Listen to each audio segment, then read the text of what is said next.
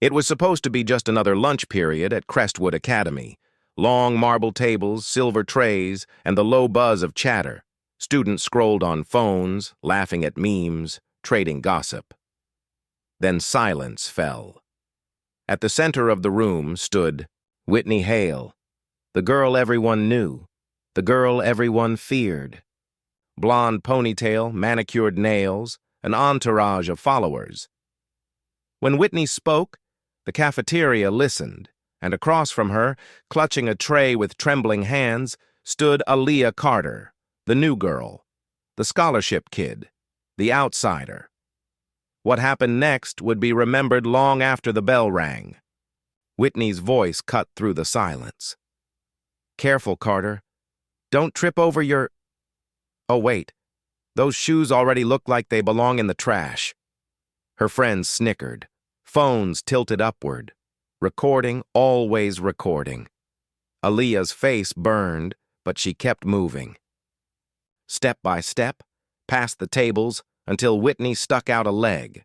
The tray tipped, food cascaded. Milk splashed across the floor, spaghetti sliding under chairs.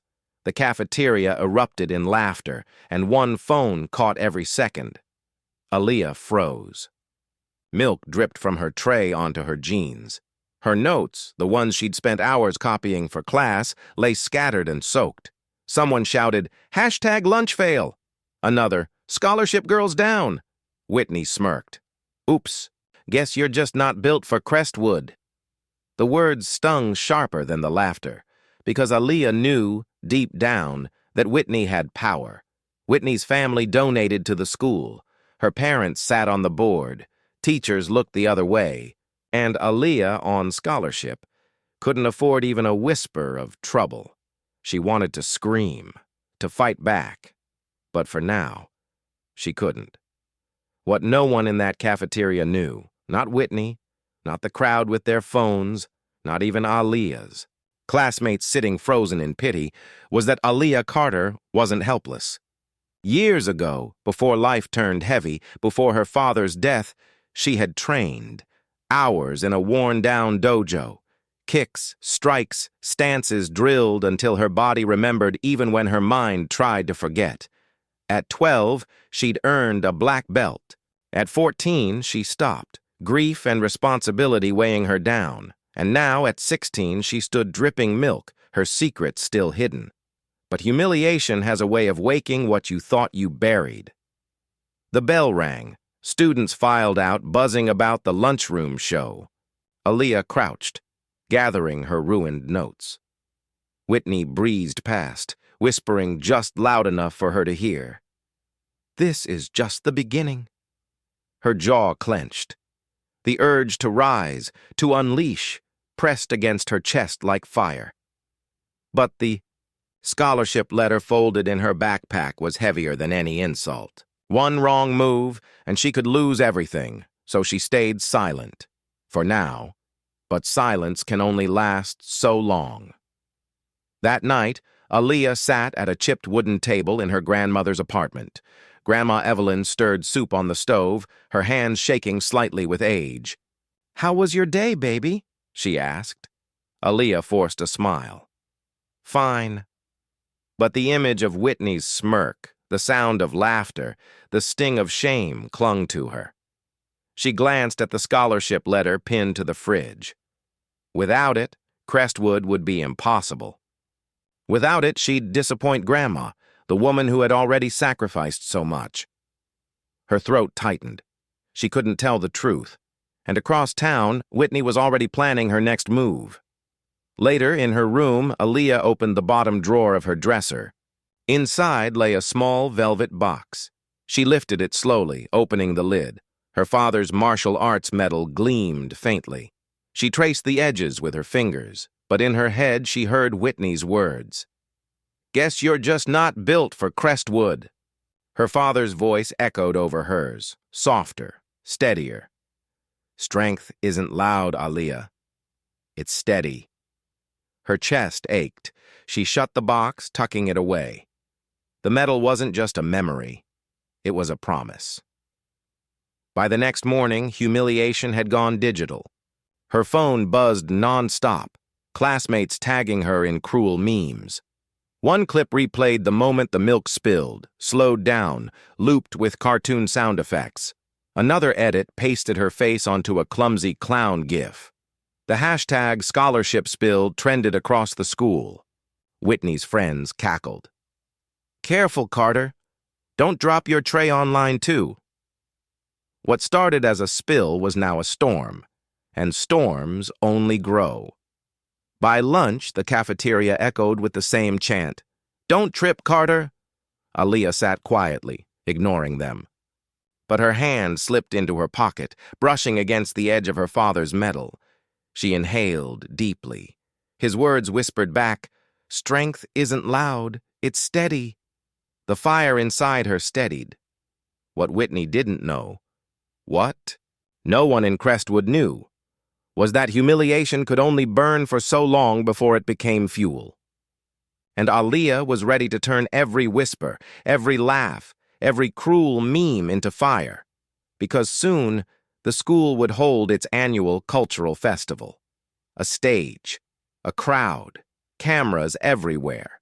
And this time, when the cameras pointed at her, Aaliyah wouldn't be the punchline. She'd be the headline. The morning after the cafeteria spill, Crestwood Academy's hallways felt longer than ever. Aaliyah walked with her head down, clutching her books, trying to be invisible. But whispers aren't quiet when they're about you. "Don't trip, Carter," someone muttered. Another voice chimed in. "Watch out, Clown Carter's coming!" Phone screens flashed as she passed. On them, she caught glimpses of her own face. Paused mid-fall, eyes wide, tray flying. The video was everywhere. It wasn't just a moment anymore. It was a brand. Her brand, and Whitney Hale was the CEO of it. By lunch, Whitney had transformed the cafeteria incident into content. On Instagram, a story, Aaliyah's spill on loop with cartoon banana peels added under her feet. On TikTok, a slowed-down clip of the tray flipping overlaid with circus music. On Snapchat, a filter pasted a clown nose on her face, followed by the caption, "Crestwood's newest act." The cruel creativity spread faster than fire. Whitney strutted through the cafeteria, phone in hand, showing her friends. "This is golden," she laughed. "And guess what? She hasn't even blocked me yet," her friends cackled. Why would she? She can't afford to make enemies, not with that scholarship. And they were right. Aaliyah couldn't, not yet. By the end of the week, Aaliyah's table in the cafeteria sat empty. Even kids who didn't hate her avoided her, afraid Whitney's attention might shift to them. Her notebooks filled with doodles of stances and kicks, but she quickly covered them when anyone passed. When teachers asked questions, she gave short answers, her voice tight. Her grades slipped. It wasn't just about humiliation anymore. It was about survival, but Whitney wasn't finished. The worst was still coming. That evening, Aaliyah sat at the kitchen table, staring at her report card. A red mark in math, a dip in science, Grandma Evelyn noticed. "You're slipping, baby." "I'm fine," Aaliyah whispered, but she wasn't, because every bad grade threatened her scholarship. And every scholarship warning threatened her place at Crestwood. Grandma reached over, squeezing her hand with her frail fingers. "You've fought harder battles than this." The words warmed her. But outside those walls, Whitney's laughter still echoed, and the battle was only growing sharper. On her way home one afternoon, Aaliyah paused outside a small building with faded letters. Carter's Martial Arts. The sign was dusty. The windows were dark. It had been her father's dojo once, full of mats, sweat, and laughter. She pressed her hand against the glass. Inside, she saw nothing but dust and silence. Her reflection stared back at her, smaller, quieter. She turned away, but the silence whispered back, "You're not powerless. Not forever."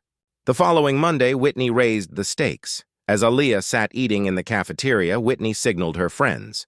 3 phones tilted into position, ready to record. Whitney sauntered past, soda can in hand. With a theatrical gasp, she tipped it across Aaliyah's table, letting the brown liquid flood across her notebook. "Oh no," she cried in mock sympathy. "Guess some people just attract spills." The entire cafeteria erupted, not in surprise, but in laughter. Because Whitney had staged the show for them, another video captured, another meme born. And as the laughter roared, Aaliyah stared at the ruined pages. Pages she needed for tomorrow's test, her hands curled into fists under the table. Her body remembered stances, strikes, defenses. Her mind screamed, "Not yet." That afternoon, Aaliyah approached her history teacher, asking if she could get extra time for the assignment ruined by soda. The teacher hesitated, glancing down the hall where Whitney's mother, a board member, was speaking with the principal. "I'm sorry, Aaliyah," he said softly. "There's nothing I can do." Her chest hollowed. Even adults were afraid of Whitney's shadow. This wasn't just bullying, it was power. Later that day, Whitney sat in the gym bleachers with her friends, replaying the soda video. She didn't even blink. Whitney laughed. She just sat there like a little statue. Her best friend asked, "Aren't you worried she might snap one day?" Whitney rolled her eyes. "Please, she's nothing without that scholarship. She won't risk it. She'll take every hit I give her." Then she smirked. "And wait until the festival. By the time I'm done, she'll be a meme forever." The words hung heavy. Whitney wasn't just a bully. She was certain she was untouchable, and certainty breeds arrogance. The principal's voice boomed over the intercom. "Students, remember, the annual cultural festival is just 3 weeks away. A chance to showcase your talents to the entire community." The cafeteria buzzed. Students cheered, planning performances. Whitney grinned. "My dance routine is going to kill. Everyone will see I'm queen." Her eyes flicked to Aaliyah. "And someone else will see just how out of place they are." The words sliced through Aaliyah's chest. But they also sparked something deeper, because the cultural festival wasn't just a showcase. It was a stage. That night, Aaliyah sat at her desk, her books unopened. She pulled out the velvet box again. The metal gleamed in the dim light. Her father's words echoed. "Strength isn't loud, Aaliyah. It's steady." Her fist closed around the metal. Maybe it was time to remember. Maybe silence wasn't safety anymore. Maybe it was surrender. She stood, pushed her chair back, and cleared a small space in her room, feet shoulder-width apart. Hands raised, breath steady. Slowly, she moved into her old stance. Her body resisted at first, stiff, rusty. But then, it flowed. A kick, a punch, a block. Her knuckles scraped against the wall on the final strike, stinging with pain. She shook her hand, then smiled. The pain meant something. It meant she was fighting again. Aaliyah collapsed back onto her bed, sweat trickling down her forehead. It wasn't perfect. She wasn't who she once was. Not yet. But for the first time since arriving at Crestwood, she didn't feel powerless. Because she knew something Whitney didn't. The cultural festival wasn't going to be her humiliation, it was going to be her stage. And when she stepped onto it, the whole school would see her differently. The night after her first stance, Aaliyah cleared her room again. The metal rested on the desk, gleaming like a watchful eye, feet planted. Hands raised, punch, block, kick. Her body groaned. Muscles screamed. Sweat stung her eyes. She stumbled, catching herself against the desk, but instead of quitting, she squared her jaw. Humiliation had burned her enough. Now it fueled her. The next evening, she slipped into the apartment courtyard, hoping no one could hear her practice. A voice cut through the dusk. "Your stance is too wide. You'll lose balance," she spun. Uncle Marcus stood there, tall, broad, his limp visible even in shadow. "Uncle?" she whispered. He stepped closer. "I saw the bruises. You think I wouldn't notice?" Her shoulders sagged. "I can't just sit and take it anymore." Marcus's eyes softened. "I know. Your father wouldn't have wanted that either. But listen, Aaliyah," he tapped his chest. "This dojo, this family, we fight with control, not chaos." From that night, Marcus became her secret mentor. Guard higher, breathe with the strike. Don't just hit harder, hit smarter.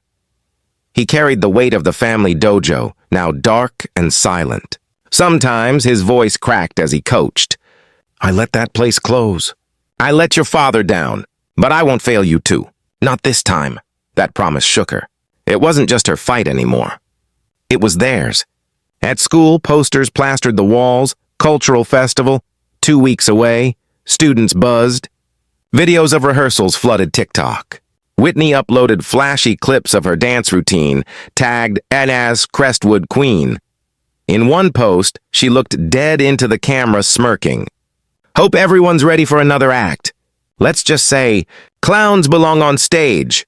Hundreds of laughing emojis filled the comments. Aaliyah scrolled, jaw clenched. She dropped the phone and stepped back into stance. By day, whispers, laughter, shoves. By night, sweat, bruises, repetition, push-ups until her arms trembled. Shadow boxing against her reflection in the window, imagining Whitney's smirk. Silent drills in her room so Grandma wouldn't wake. Marcus never let up. You've got 3 rounds in you. Tomorrow, 4. Some nights she collapsed on her bed, unable to lift her arms. But Whitney's laughter echoed in her head, forcing her back up. One night, a spinning kick went wrong. Her ankle buckled. Pain shot through her leg. She crumpled, gasping. Marcus rushed over. It's a sprain. Wrap it. Rest tomorrow. Tears welled. I can't rest. I'm running out of time. Marcus steadied her shoulders. Steady doesn't mean rushing. It means lasting. Your father knew that. And now, so will you. The next night, she trained seated.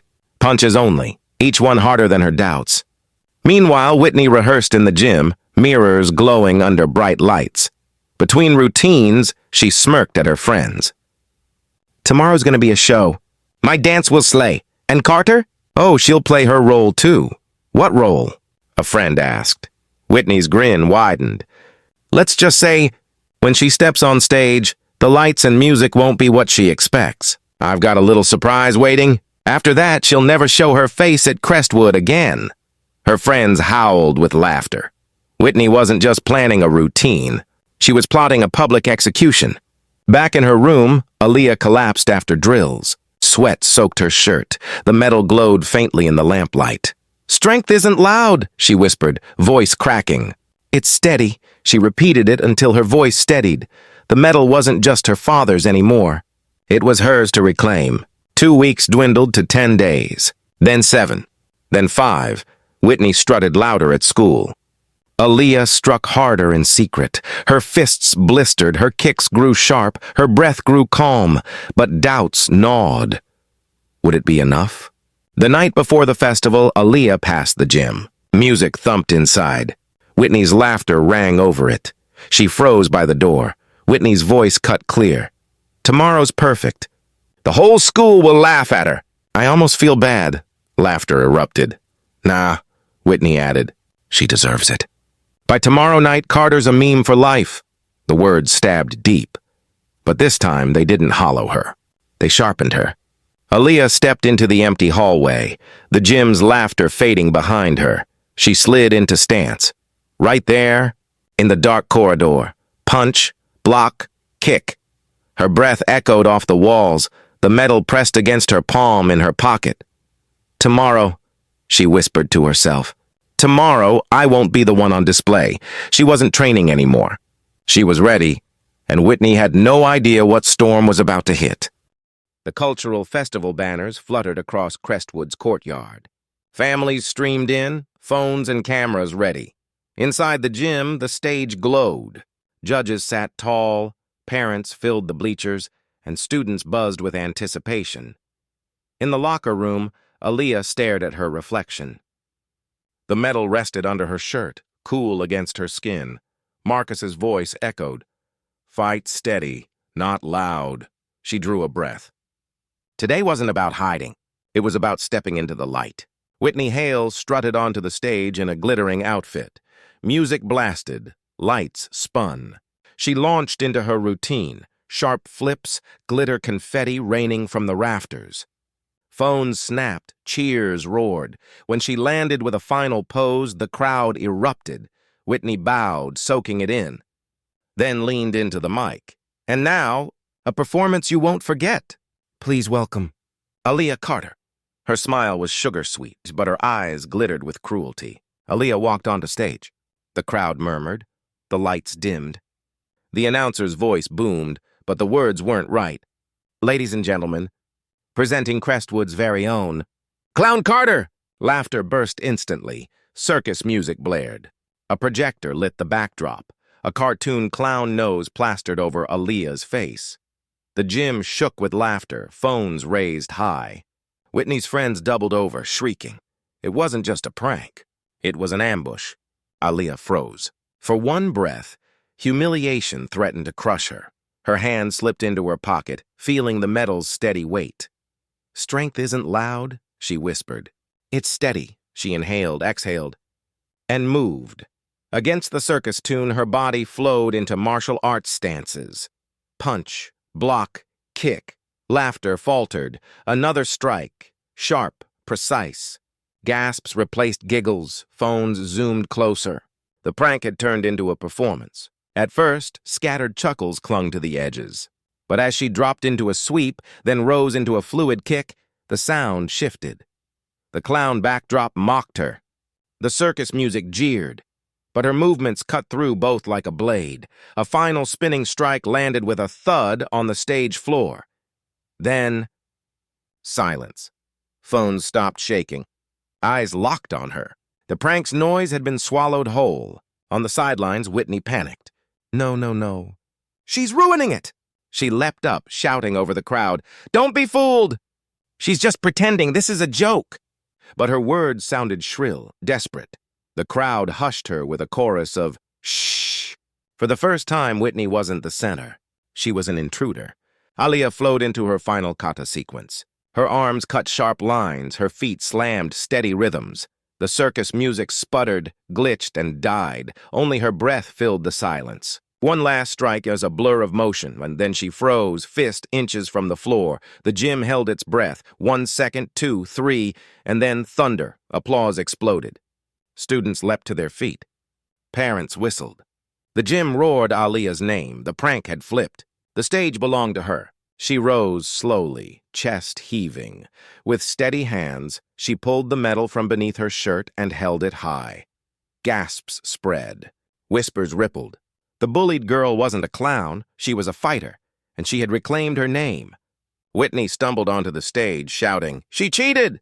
This was supposed to be. Booze drowned her. She rigged it.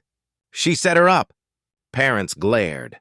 Teachers exchanged looks. Phones already trended online with captions like, "GX Crestwood Champion and Dr. Clown Queen Whitney." Her friends slipped away, ashamed. Whitney's face paled. For the first time, she was truly alone. Backstage, Aaliyah collapsed against the wall, sweat dripping, chest heaving.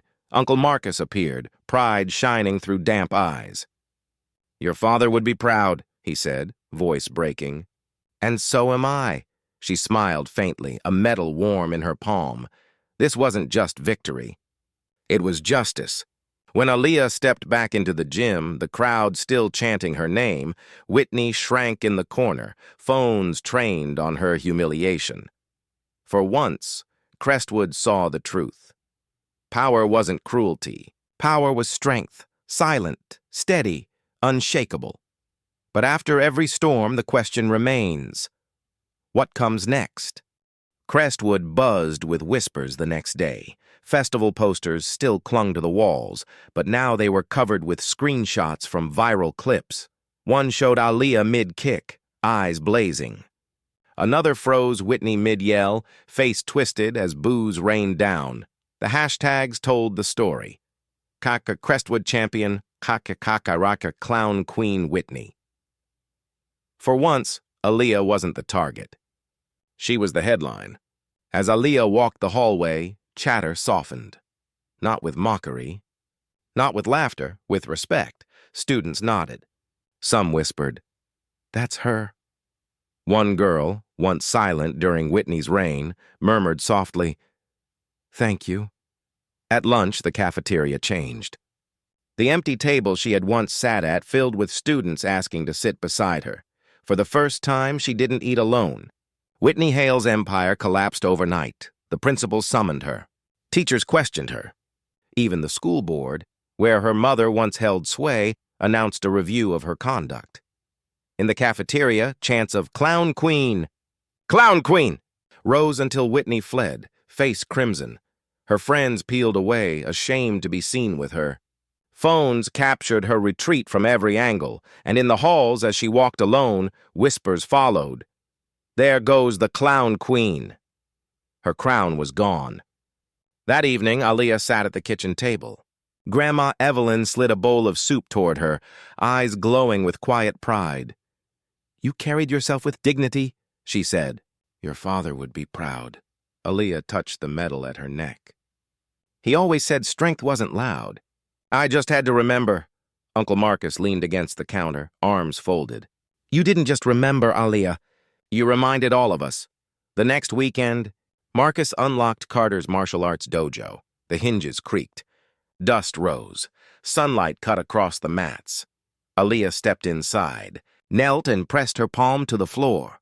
"This isn't dead," she whispered. "It just needed a reason to breathe again." Soon, laughter and shouts of students filled the air, the very kids who once laughed at her now eager to learn. Marcus hung a fresh banner across the wall. "Strength isn't loud, it's steady," the dojo breathed again. And for the first time since her father's passing, it felt alive. Aaliyah guided the students patiently, corrected their stances, showed them how to breathe through strikes. One boy laughed nervously as he stumbled through a kick, and the sound echoed like her father's voice once had. This wasn't about revenge anymore. It was about passing on steadiness, resilience, respect. And in each movement, she felt her father's presence alive in the room. One afternoon, as Aaliyah locked the dojo, Whitney walked by across the street. No entourage. No crown. She glanced over, eyes dark with shame. Her steps quickening when she heard younger kids on the corner whispering behind her back, "There goes the clown queen." The words cut deeper than any punch. Aaliyah didn't gloat. She simply nodded once, steady, and walked away. That silence was louder than mockery. Weeks passed. The viral videos still circled online, but inside Crestwood, something deeper shifted. One afternoon in the cafeteria, a smaller boy was shoved by an older student. Before Aaliyah could rise, another kid stood and said firmly, "Stop! That's not how we do things here anymore." The older student froze, muttered, and backed off. The younger boy glanced across the room at Aaliyah. She gave a quiet nod and he smiled, steady and sure. One evening, alone in the dojo, Aaliyah tied her belt and stood tall on the mats. She whispered one final time, "Strength isn't loud. It's steady." Then she moved into her kata, steady, silent, unshakable. The metal glinted on her chest. The girl who had once been Crestwood's joke was now its champion, and nothing could take that away.